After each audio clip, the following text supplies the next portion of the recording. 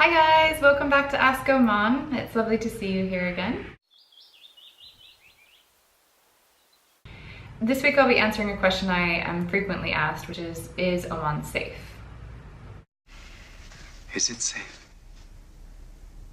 Yes, it's safe. It's very safe. It's so safe you wouldn't believe it. Obviously, the knee-jerk reaction I get when I say I live in the Middle East is people's concern about terrorist activity. While Oman is basically neutral in all things political, you can kind of think of them as the Switzerland of the Middle East. There is one thing that they take a very strong stand on, which is terrorism. And they have a very strong counter-terrorism program. They work with the US military to curb activity in the Persian Gulf and the Arabian Sea. They train their police and their border patrol quite extensively on counterterrorism tactics. They are very serious about it. In my day-to-day life here in Oman, I just don't feel any type of threat from this kind of activity. I felt more worried about it when I lived in London or even in America. Another fear that people express when they find out I'm living in the Middle East is worries about extreme forms of punishment for breaking the law. The most often cited ones are things like having your hands chopped off or being publicly executed or lashed, something like that. If you met an Omani police officer or saw the number of smiley face emoticons and happy kittens and flowers that they put in their text messages, you would laugh at yourself for even considering asking the question. This is a country that is based on mutual respect for everyone, and the thought of such an inhumane treatment of an individual is horrifying, essentially, for anyone that I know here. So what does punishment actually look like then? In any country, if you break the law, there are going to be consequences, and of course there are in Oman as anywhere else in the world. For foreigners, there are basically three different types of punishment: a fine or a ticket of some kind, jail time, and deportation. Tickets and fines are minimal, and they mostly consist of speeding tickets and parking fines and that kind of thing. Jail time most often comes as a result of running a red light. No matter who you are, where you're from, what your excuse is, what company you own, who you know, you will go to jail for 48 hours if you run a red light in Oman.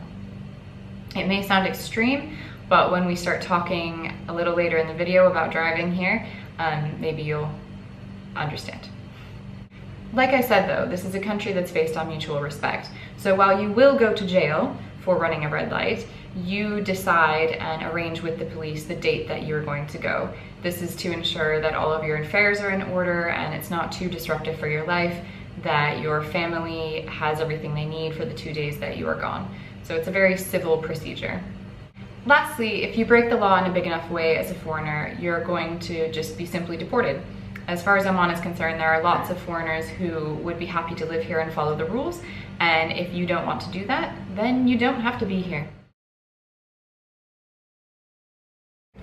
After a year of living in the country, I feel like there are two things that are actually scary or dangerous, and that is the cars and the heat. Driving in Oman is the single most terrifying and courageous activity I take part in every single day. I want to get some footage for you to show you what it's actually like on the road, but it's a little bit difficult to kind of capture the chaos that is happening around you at all times. So the best description I can give you is this. We've kind of come to see ourselves as a rock in a river. So everyone around us is kind of moving water, swirling and twirling and going whichever way they need to go or want to go as they please. And we kind of try to just keep ourselves as a big boulder, slowly moving along in a predictable manner, and hopefully everything will just weave around us. Needless to say, it can be kind of terrifying, and this is the reason that they have such strict punishments for people running red lights and speeding. They're really trying to decrease the number of accidents out there. And while they have fewer than you would imagine with the way that they drive, when they do actually have accidents, they can be monumental. The other dangerous thing in Oman is the heat. In the summer, it can get into 120 degrees Fahrenheit, 50 degrees Celsius, and the humidity can be in the high 70s. It's absolutely oppressively hot. And the heat! My God, the heat!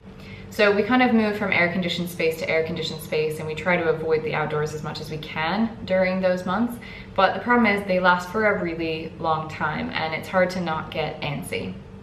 So oftentimes people will decide to risk it and go out for a hike. I grew up in the American West, where I learned at an early age that if you go hiking in Death Valley with nothing to drink but a Diet Coke, it's a surefire way to get your name in the newspaper.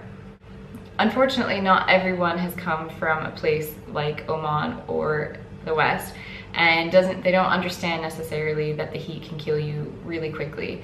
So most often what happens is people go out for a hike and they run out of water because they don't bring enough, or they are in an overexposed area and dehydrate and die out in the wilderness.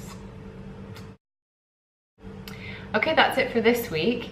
So now you know that the risks of terrorist attacks, of severe punishments, and of dangerous crimes are really low here. They're probably lower than even where you live.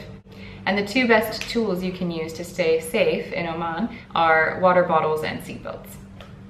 I hope that answered some questions for you. If you have any more, feel free to put them in the comments below, or send me a question on email or Facebook, wherever you want to find me. I will see you again next week. Bye!